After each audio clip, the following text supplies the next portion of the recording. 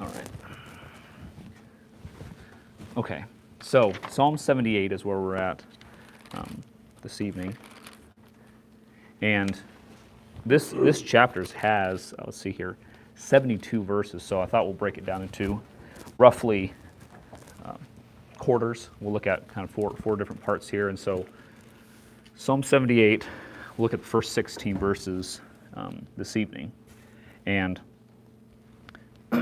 the first point or section of this that I see in verses 1 through 8 is, I call it listen, apply, and remember. And there's so many, I can't say this is necessarily a messianic psalm where we're looking at this psalm and saying, hey, this looks like Christ, this looks like something Jesus did, this is like a prophecy that maybe Jesus fulfilled.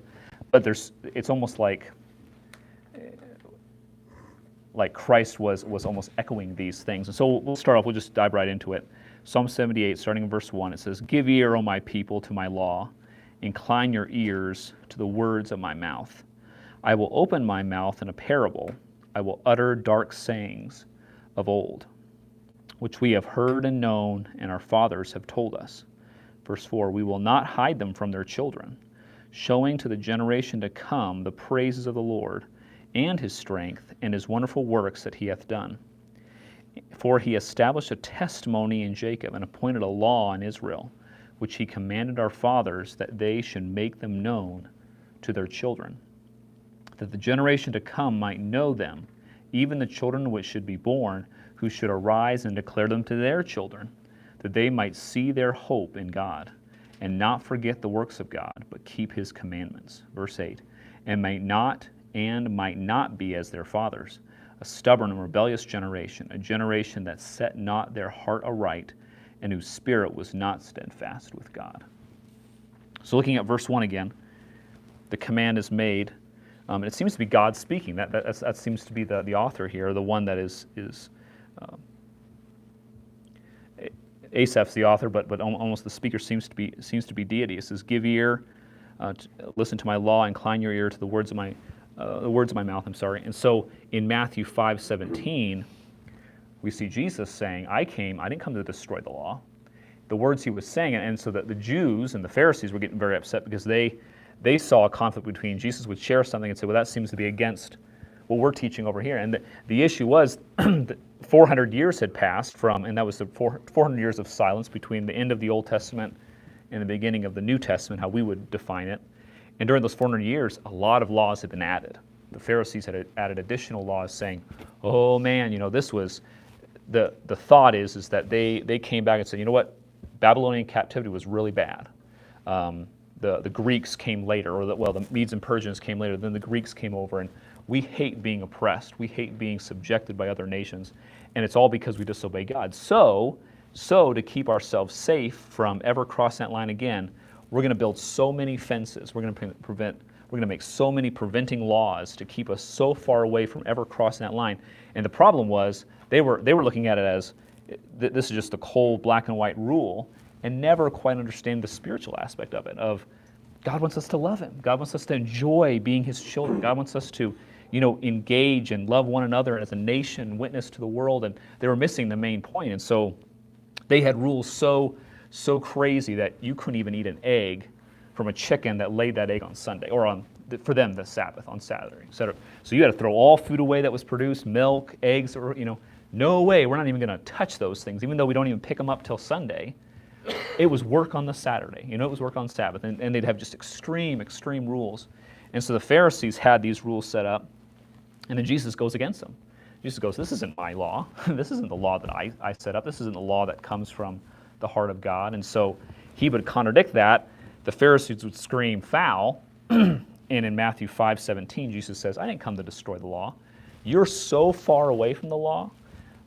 The law that I gave you, the law that I gave Moses, that God gave Moses, is I'm fulfilling it. I'm not throwing it out. I'm fulfilling it. And we see that in the book of Romans too. We're not called to look at the law as a bad thing. The law had a purpose, and we've read this before. The law was a school teacher for us.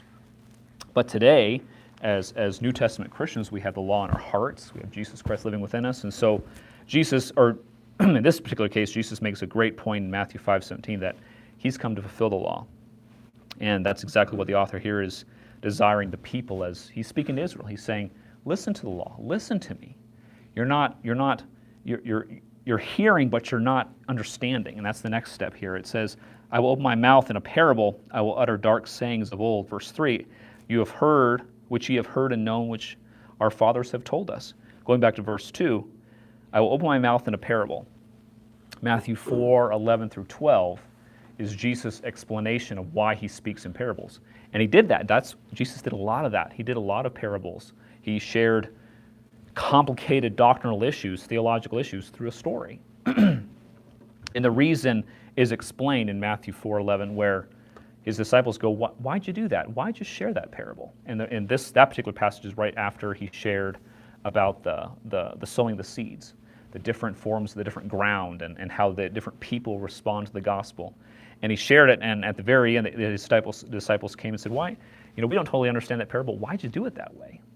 And the passage is confusing to some, but in Matthew 4, he says, I'm not sharing a parable because I want to try to confuse people. He never wanted to do that.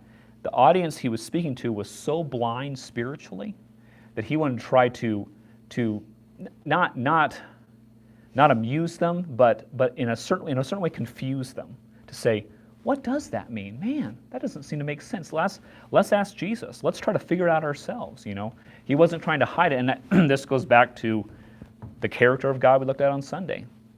God never, ever, ever, ever, ever wants to hide his word. He never has ever he's never hid the gospel from the Gentiles. He's never selected a certain group as the elect to only preach the gospel to. He's never done that. He's never ever done that. And he's always, I think he's blessed and allowed his word to be translated and spread all around the world. He loves, this is his knowledge. This is the most compiled knowledge of God that our human minds will ever comprehend. And this is it. This is what God desires us to use for life and godliness. And so he's never tried to hide it. And in the parables here, Jesus is not trying to hide it. He's already preaching, again, to a spiritually dark people. Israel had been was spiritually so caught up in idolatry, so caught up in worshiping themselves, protecting themselves, even politically playing the games to keep the Romans off their backs, that they had lost sight of spiritual things for so long that Jesus was trying to almost kind of shake them up a little bit with these parables, make them think. And so these parables, though, as this author is saying here, and I think Jesus was saying the same thing, he speaks in these parables, but he utters dark sayings, utters dark sayings of old. Speaking of in times past, the prophets, Moses, are going to say these exact same things. Verse 3 confirms that. We have heard and known, which we have heard and known and our fathers have told us. So, and I was trying to think through all the scenarios and make sure I got this right. So I would just pose this as a question instead of a statement. But could we argue that Jesus, during his time on earth, as he shared, that he never shared anything that was different than what the Old Testament had already shared? I think we could say that. Now, Paul speaks about a mystery. He comes in and speaks about something completely. He talks about nothing that was. He speaks about mysteries because they were previously hidden and now presently revealed for our dispensation. That was after Jesus. Jesus, before that time, though, was coming, and he came, as far as we know, he came with the idea of I'm going to be starting Israel, the nation of Israel. We're going to start this new, the kingdom of Israel, heaven here right on earth, or the kingdom of heaven, I should say. And he came to do that, and the prophets and everyone had laid the groundwork. Now, he already knew that wasn't going to happen. Israel was going to reject it. But he came in with that, and so I think we could honestly say he came in and he didn't want to share anything new. He wasn't doing anything groundbreaking. That's how confused the Pharisees were, that they weren't getting it. And Jesus was sharing the exact same stuff, and they just had lost track of what the Old Testament really said. And so verse 3 and 4, or verse 2 and 3 really, these are things their fathers had told them. These are things that the prophets had shared. And Israel was so stuffed up in the ears, so distracted by the things, that they weren't even getting this. They weren't getting this message across. And so very unfortunate, but I think that's what Jesus was preaching. Verse 4, these doctrines, the law, these miracles that God has done for Israel, we will not hide these from our children. hide them from their children, speaking to the entirety of Israel. And this really hit home with me, verse 4 all the way through verse 8, of sharing a message with your children, getting that onto the next generation and beyond. Because, and I've heard my dad share this, I've heard other people share, I've even heard grandparents share this. Teaching godliness to your children doesn't happen on accident. It just doesn't. You have to have a plan. You have to have a way to do that. And for me, I was blessed to have that, and you take it for granted. You just sit back and go, oh, that was nice. It's going to happen again to me.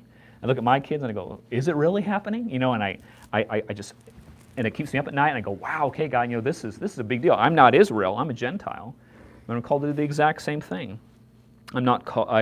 I need to not hide the message of God's word for my children, showing to the generation to come the praises of the Lord and His strength and His wonderful works that He hath done. We talk about sharing with the outside world, the people that are unsaved. Hey, I want to tell you what my God did for me today. I want to tell you what my God did for a friend of mine yesterday. And last week, look at all these things that God did. And that we are called to do that.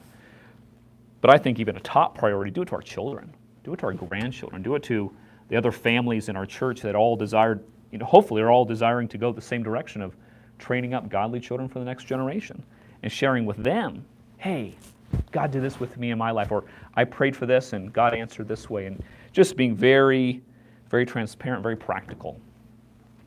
For Israel, they had a lot of examples, though, they could share. Verse 5, for He established a testimony in Jacob. Jacob had tons of examples. Even in his life here on earth, he had so many times when we're going through it with the Good News Club kids. Just the story of he's running away and he thinks his brother's going to kill him, and he has that night with the pillow, or the rock as a pillow, and God gives him that amazing dream. I mean, wow! I mean that's something you could tell your grandchildren, great grandchildren. That's a story that should be passed on forever, because that showed God's love for Jacob, God's promise that Jacob was going to be the promised, the line that was going to be preserved all the way to Christ.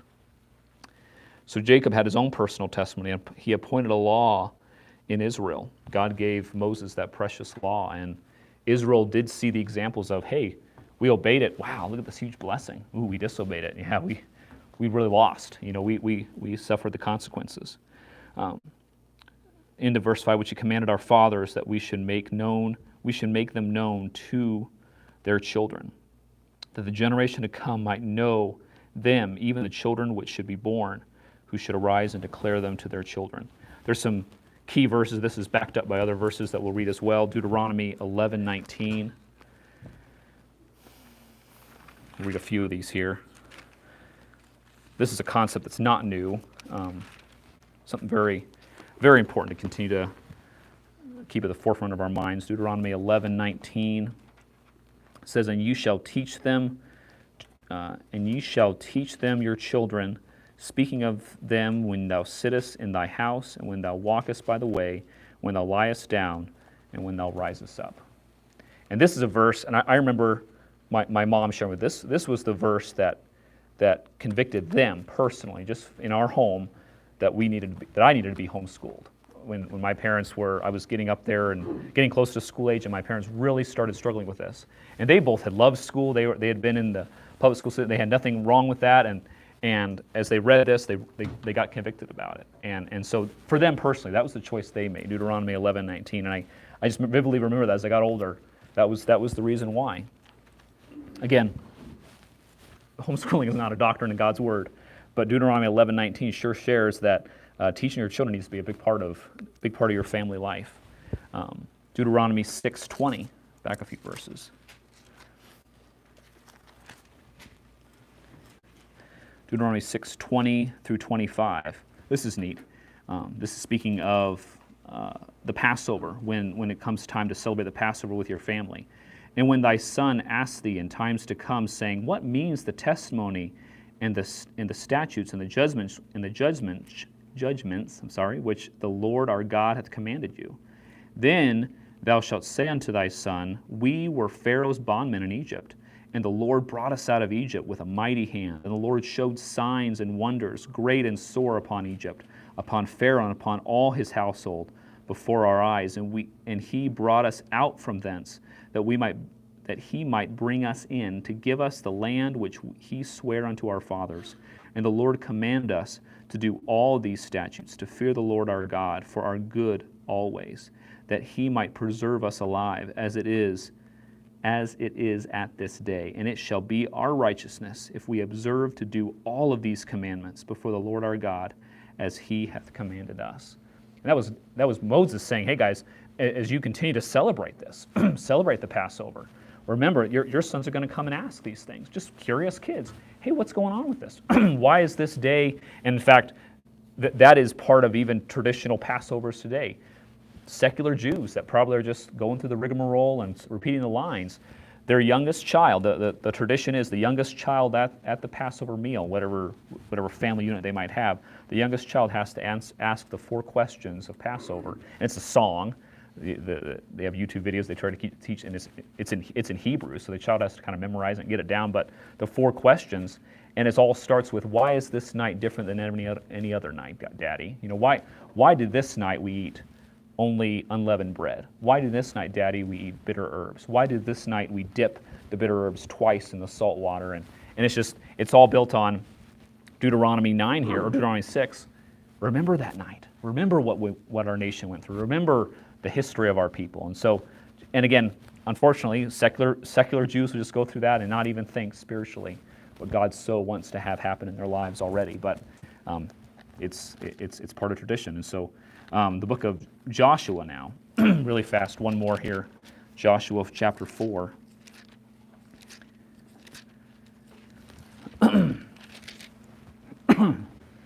So many verses that back this concept up. Joshua 4, 1 through 9. It says, and it came to pass when all the people were clean passed over Jordan. So this is Joshua leading the nation into Israel, or into Canaan. And they just crossed the Jordan. They passed over the Jordan, that the Lord spake unto Joshua, saying, take you 12 men out of the people, out of every tribe a man, and command ye them, saying, take ye hence out of the midst of Jordan, out of the place where the priest's feet stood firm, 12 stones, and he shall carry them over with you, and leave them in the lodging place where he shall lodge this night. Then Joshua called the 12 men whom he had prepared of the children of Israel, out of every tribe a man. And Joshua said unto them, pass over before the ark of the Lord your God into the midst of the Jordan. Take up every man of you a stone upon his shoulder, according unto the number of the tribes of the children of Israel, that this may be a sign among you, that when your children ask their fathers in times to come, saying, what mean ye by these stones? Then you shall answer them, that the waters of Jordan were cut off before the ark of the covenant of the Lord, when it passed over Jordan. The waters of the Jordan were cut off, and these stones shall be a memorial unto the children of Israel forever. And the children of Israel did so as Joshua commanded, and took up 12 stones out of the midst of the Jordan, as the Lord spake unto Joshua, according to the number of the tribes of the children of Israel, and carried them over with them unto the place where they lodged, and laid them down there. Again, a physical example. And I've always thought this would be neat, as Christians today, do we have, we're not supposed to create, images or things like that, but to have a visual memorial, maybe say, hey, and we actually did that for a little while with, it's been over 3 years ago now, we were coming back from visiting here. And we had it was a bad accident where, just us, but we slid on some black ice, smashed up our van, and I saved a piece. Ruth found a chunk laying on the road, and we picked that up, and I wrote on it, I said, hey, this date, this is what happened, and none of us were hurt. The van still ran, everyone was fine. It could have been so much worse. We were foolish, probably shouldn't have been on the road, but God protected us. And so that was a visual memorial, and even today, hey, there's our busted up van, The kids still see it, and so it's all pretty visual. But that's a memorial. That's something you can picture and see, and it's tangible, and children can get a hold of that and see that. And so big part of what God desires for us and for definitely his people here. And the reason for all this, the reason why children need to remember and be taught these things, is that they might set, verse 7, that they might set their hope in God and not forget the works of God, but keep his commandments. And that's all part of the cycle we've talked about in Romans chapter 5. How do we grow during times of tribulation? Well, I have the tribulation. It's bad. It's uncomfortable. I hate it. But you know what? I got through it, and God was there. So the next time I have experience, hey, yesterday I had this hard time, or during the time of the virus or something, hey, when this all started, God was with me, and it's over, and God's still with me, and so I gain experience. And eventually that process continues to progress, and I have hope at the end. And so with that hope, which again is something that I can't make up, I can't get myself psyched up, ready, like pepped up for like a game or something, and just pepped up for life, and God's with me, I'm going to repeat it until I believe it. It's not like that. It's a hope that again comes from life. It comes from experience. God's word is shared even in here in Psalms of how older people can be a great example for that, because they've had a lot longer to see God work, and they can tell us younger guys, hey, God helped me then, God's going to help you today. He hasn't changed. And so hope is so important, and it comes with experience. It comes with reminding each other, reminding our children, reminding our grandchildren of what God has done. Then when you forget, or you don't forget his works, then remember that he's real. He's not going to change. And it's encouraging for me to go back and read even stories. I go, I've read this story before. As a child, I got told this story tons of times. I could tell it to you frontwards and backwards. I could tell you exactly where it's at in the Bible. When you read it, even something like finding those rocks and bringing them into the middle of the Jordan, that's moving, and that's real. That's the exact same God that I worship is the God that told Joshua, pick up those stones. Do this for the children that are going to come later. And that reminds me, I serve a living God. I don't serve a God that's, I can visualize in a certain picture, or he's here at church, or, he's always watching me, or he smiles when I do nice things. No, he's a just God. He's a holy God. He's a God that has standards. He's a God that's going to reward, and he's going to bless, and he's going to discipline and punish, And so I have to, again, not forgetting what he's done keeps me honest, keeps me hopefully focused on, I've got to obey. God's really watching me. The phrase, and I've already forgotten it now, the Latin phrase of do everything in your life before the eyes of God, considering everything you do, whether it's brushing your teeth, whether it's doing a mundane chore, whether it's standing before somebody and preaching, it's before the eyes of God. In verse 8 is the reason that they might not be like their fathers. Don't be like your dads. Don't be like your grandfathers. Don't be like the generations where there were a generation completely swallowed up in rebellion. I mean, that whole 40 years in the wilderness. 40 years, yeah. 40 years in the wandering wilderness, because that entire generation was so corrupt that God said, I can't use these guys. They're not going to pick up a weapon and with confidence run into Canaan and saying, these are giants, these are big cities, but God's going to bring this all down. That's how corrupt that whole generation had gotten, and they suffered for it. It was very, very sad. And so we don't want that to happen to the children now and the next generation beyond that they have hope in God, that they want to keep his commandments, they not forget what he's done. And now we see in verses 9 through 16 an example of a generation or people that didn't do this. They forgot God. They didn't follow God's commands. The children of Ephraim, being armed and carrying bows, turned back in the day of battle. They kept not the covenant of God and refused to walk in his law. Verse 11, and forgot his works and his wonders that he had shown them. Now, I won't read the passages here, but people think this is talking about two different incidences possibly. So we're talking about Ephraim here. That's the youngest son of Joseph, of the tribes of Israel. That Joseph was second to the youngest. And he had two sons, Manasseh and Ephraim. And his father Isaac got to come back, or I'm sorry, his father Jacob actually got to come and live in Egypt before he died. And Joseph said, here, bless my son. And he said, you need to bless Manasseh. He's the oldest. And Jacob was convicted by God to say, no, I'm going to bless the younger. I'm going to bless Ephraim. And so Ephraim got the eldest blessing in a sense. And from then on out, you only hear about Manasseh and Ephraim as tribes. You never hear about a tribe of Joseph. But Ephraim has a history of rebelling, and later on in end times, we kind of see that kind of echoed again. But here, it seems that they were armed, and they turned back in the day of battle.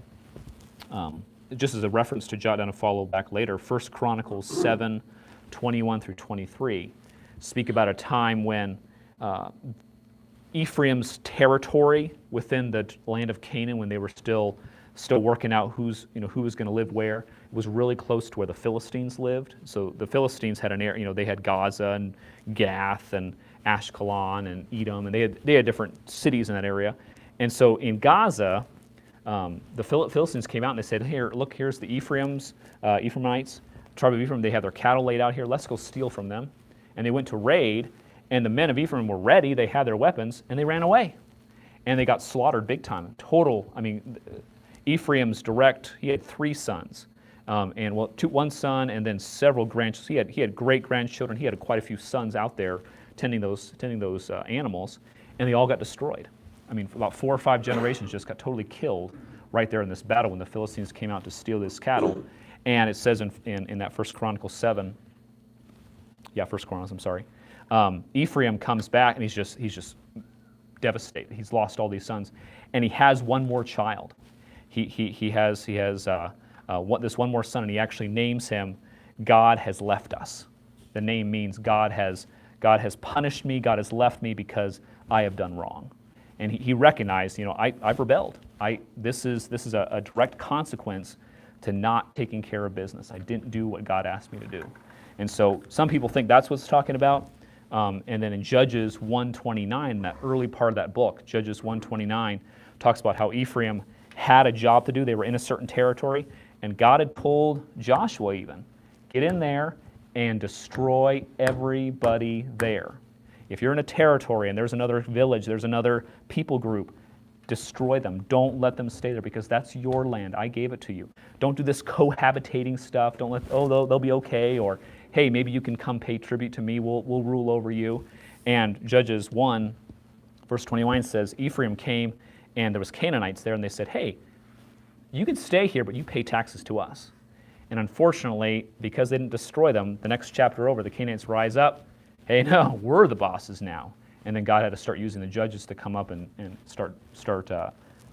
Basically, every judge had battles. They basically went into war and fought these cohabiting nations that God had said, get out of here. Get these guys out because this is your land. You can't dwell with these people. And so Ephraim had 2 examples there and many others where they didn't do what God asked them to do. They rebelled. And so God directly had consequences for that.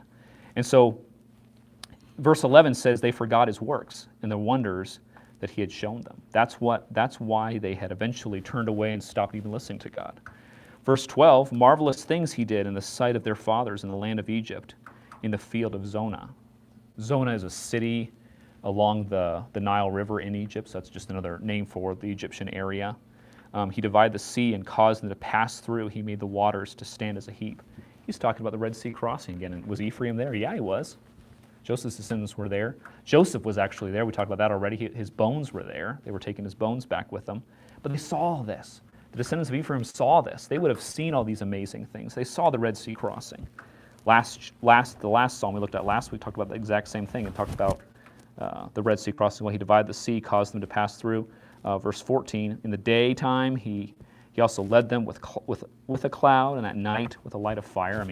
Wow, that was just amazing to see. After that amazing Red Sea crossing, they're now crossing the wilderness. Don't know where they're going. God's leading them. God's directly leading them through that pillar of fire, through that cloud during the daytime. They see all this. Physical, visual examples. Very practical. They know this God is real, and they still choose to disobey. Verse 15 and 16, he clave the rocks in the wilderness and gave them water as out of the great depths. He brought streams also out of the rock and caused water to run down like a river. He gave them water several times. Moses was punished for one time because he hit a rock he was supposed to speak to it. But that wasn't the only time. Several other times he gave water through conceivably no places. There was no place to drink, and God let them have the water they so desperately needed. He took a bitter brook, a bitter stream, and made it sweet water again. And later on we'll see other examples, other miracles he did for them. Their shoes didn't wear out, their clothes didn't wear out. Over and over and over again, God showed his people, Ephraim included, hey, I'm here for you, I love you, I'm trying to bring you to the land I've promised your fathers. You have to get up and go though.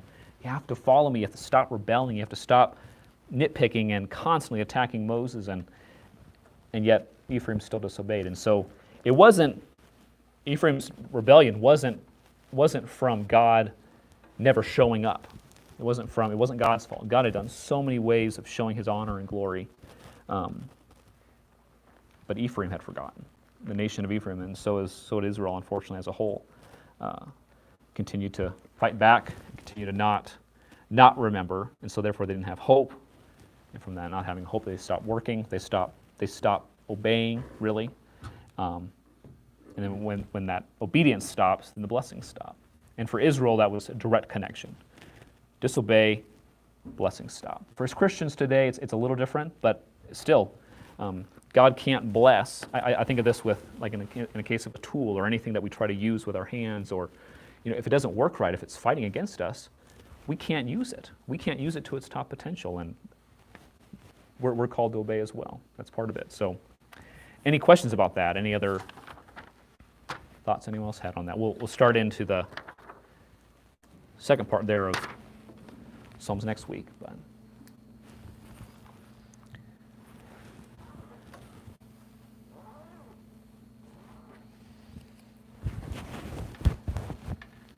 Nehemiah chapter 9, we covered that a few months back. Nehemiah 9 walks through the same kind of story again. It's neat how God uses several occasions within the Old Testament to reiterate what happened in Genesis, to reiterate what happened in really the entire Pentateuch.